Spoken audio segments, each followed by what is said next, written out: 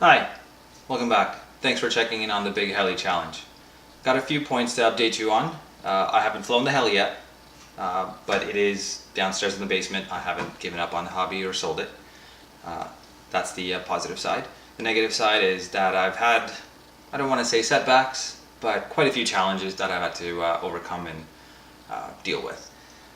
First off, I ordered a few parts from Hobby King and they've come in. I'm waiting for another order from Hong Kong, which is going to take a lot longer. This came from the US warehouse, where I got a nice big BP charger, the iMax B6 AC.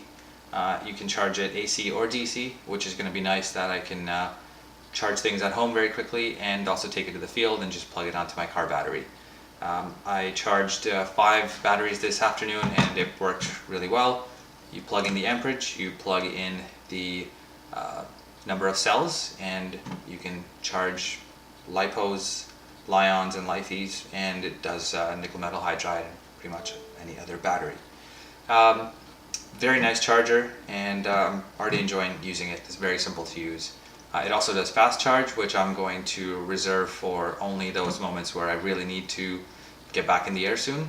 But it has balance charging and just normal charging, which I'm always going to try to use. Another piece of equipment that you're going to need if you get into this hobby are going to be a few specialized tools. One of them is the ball link pliers. These are to get the ball links off of the head setup of the helicopter. A very specific tool for a specific use, and you will have to buy it just to make your life easier and not to damage the parts too much by using a regular set of pliers. Lots of little expenses that I hadn't quite considered when I bought the helicopter, so another life lessons learned. Another tool might be a pitch gauge. Adjust your positive and negative pitch for the blades. And a voltmeter tester. I've heard reports that these aren't terribly accurate, so I'm going to use them with a grain of salt, but it's nice to know on the field. If I've been flying for 3 or 4 minutes, I just want to check how much capacity is still left in the battery, plug it in, plus or minus a few numbers here and there, and I can get a decent reading. And I'll learn from experience whether it's right or wrong. Now to something that should make you laugh a little bit, because as you can tell, this is the battery I bought for the helicopter. It's a 6 cell, but something doesn't quite look right on it, does it? It's got a balance port, that's right, but then 2 lead connectors. What happened was that I went to the store and I purchased a 3600 milliamp hour battery for the helicopter, thinking, bigger, I'll get more flight time out of it. But that's not quite how it works. Well, it does, but it will throw off the center of gravity of the helicopter and also makes it a challenge to put the canopy on properly. So I went and returned it. The hobby store was great enough to take it back and replace it for me. They also helped me solder on the EC3 connectors instead of the Deans. But the person who soldered on the wrong plastic housing.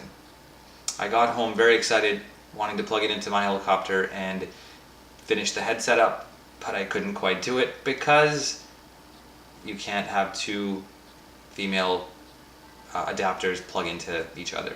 So in the task that I was going to take on to resolder on the correct connector, I ripped the wire while trying to get the bullet housing or bullet seated into the plastic housing. So now I'm going to have to cut it even further. Hopefully by the time I'm done, I'm left with at least some wires to plug into the helicopter.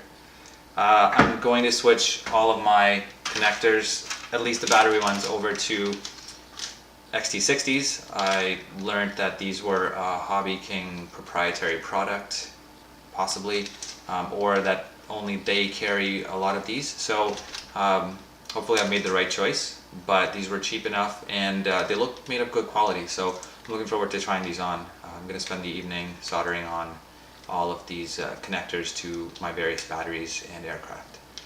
So as you can tell, learning leaps and bounds every single day, and enjoying every moment of it, except some of the frustrating ones where I just have to take it as a lesson learned and move on.